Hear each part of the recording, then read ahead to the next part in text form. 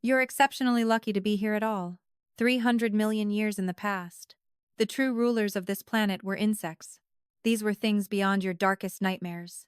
The little dragonflies we see today grew to the size of eagles while scorpions reached 1 meter long. Centipedes could stretch to 2.6 meters. Towering over a pro basketball player, this isn't some monster movie. This was the reality of Earth 300 million years ago.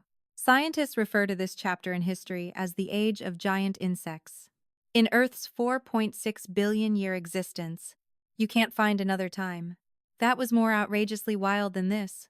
The planet at that point in time had an atmosphere with a ridiculously high oxygen level. It was nearly 35%. What about now?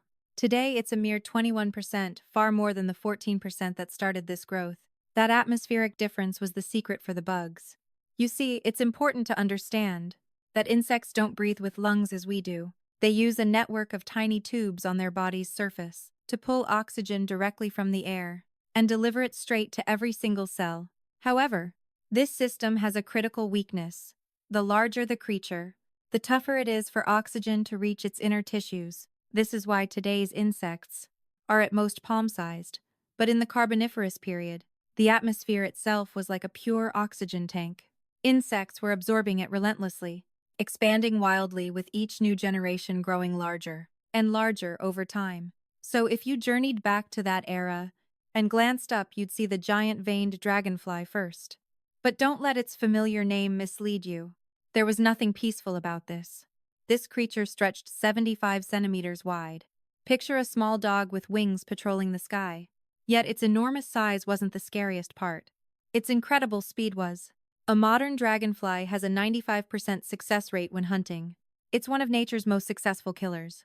And the giant veined dragonfly was a magnified version of that.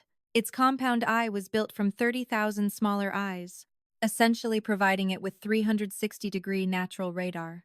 You're never truly alone. It's a premier hunter on the move. To it, you're just a warm, protein-rich meal. This thing was built to kill. A living fighter jet perfected by predation.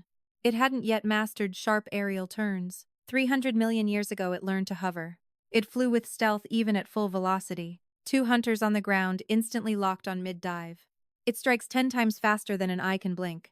Like hydraulic clamps, instantly shattering the skull of its victim.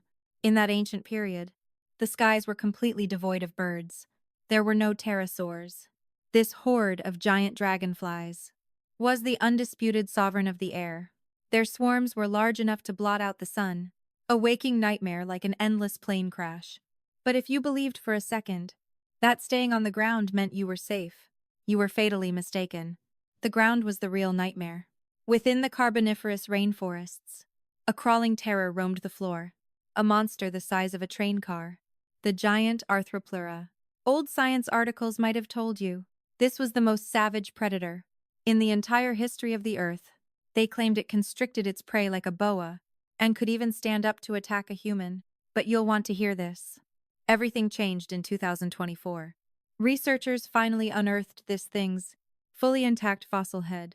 It overturned 100 years of speculation. The very latest findings show that this 2.5-meter-long giant, a behemoth with dozens of legs, was actually a vegetarian. That's correct, it was no warrior. It was the largest millipede in our planet's history. Its daily life involved walking through the forest and eating fallen leaves, just munching on some fruit. It's a running joke among scientists that it's basically a charcoal cow. For a century, we humans were terrified of it. But it turns out the creature was a herbivore. Pretty embarrassing, I know, so let's not dwell on it. Even though this creature ate only plants, just stop and picture it. A creature over 2 meters long. A bug with dozens of legs crawling onto your bed. Even if its only goal was to borrow a pillow, you'd likely have a heart attack on the spot. So, if the biggest creature was a vegetarian, does that make the ground safe? How naive. The real predators. They were the medium-sized assassins. In the dark and eerie undergrowth, a monster known as the Pulmonoscorpius was lurking. It was 70 centimeters in length, and that's without including the tail. It was roughly the size of a small dog. However, unlike a dog, its tail brandished a massive venom sac. The stinger was thicker than your pinky finger. A modern scorpion's sting might hurt for a couple of days.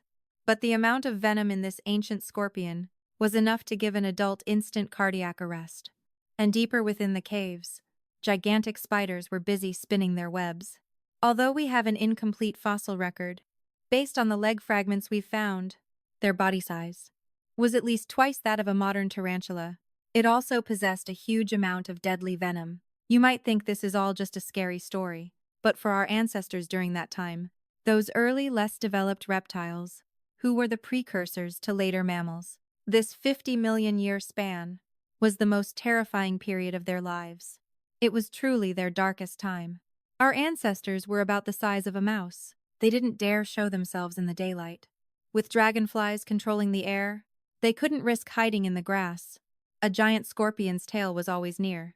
Dodging was their only hope for survival, seeking refuge in the muddy swamps. Or inside the hollows of a tree, they watched these terrifying creatures. These amputees flying just overhead, flaunting their incredible strength. This raises a question. If these insects were that powerful, why are we the rulers of Earth today, and not them? The truth is rather ironic. It's because the planet itself, the splendor of the Carboniferous era, rested on a very shaky foundation. Extremely high oxygen levels and vast rainforests. But this prosperity had a hidden cost. Roughly 300 million years ago, the planet's climate abruptly and violently shifted, an event called the Carboniferous rainforest collapse. This catastrophic period had begun. The air grew arid, and the sea levels receded. Those endless miles of humid jungle were suddenly fractured into many small, disconnected patches of green. But then the most lethal change occurred. The amount of oxygen began to drop sharply. For these colossal creatures, this was the beginning of their end. Recall their flawed breathing system. As oxygen levels fell from 35%, their enormous bodies instantly transformed into a fatal weakness. The giant dragonfly could no longer fly. Its muscles starved of precious oxygen. The great millipede couldn't even move. Its own massive form caused its suffocation. No predator was their undoing. They simply couldn't breathe and died. It was a completely quiet extinction. The formidable insect dynasty of the past vanished in just a few million years. For the insects that endured, to stay alive, they were forced into a rapid, drastic reduction in size. Dragonflies shrank to the length of a finger. Millipedes became mere threads beneath our feet. Scorpions took refuge in desert rock crevices. And from the ashes, the reptiles emerged. Throughout it all, they would eventually spawn the dinosaurs, pterosaurs and mosasaurs.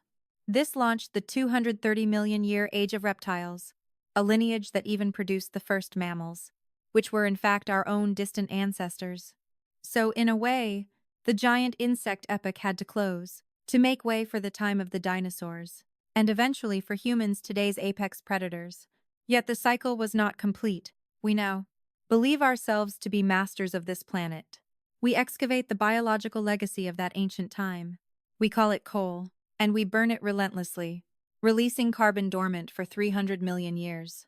Back into the atmosphere once more, we are manually altering our world's air. Though oxygen levels are not rising in response, the amount of CO2 is skyrocketing. What consequences will this bring? A terminal climate catastrophe, or some other disaster we cannot yet imagine. It likely won't be a return of colossal insects, but it certainly won't favor humanity. While the Carboniferous world felt stable, the giant insects never saw the oxygen crash coming. The dinosaurs never anticipated the asteroid. Every species that reaches the pinnacle shares one fundamental illusion. They each believe their reign is permanent. You sit there looking at a display, fueled by power from 300 million years past, learning about an age of enormous bugs. You see yourself as just an observer, but on the geologic timescale, you are merely the subsequent factor of change.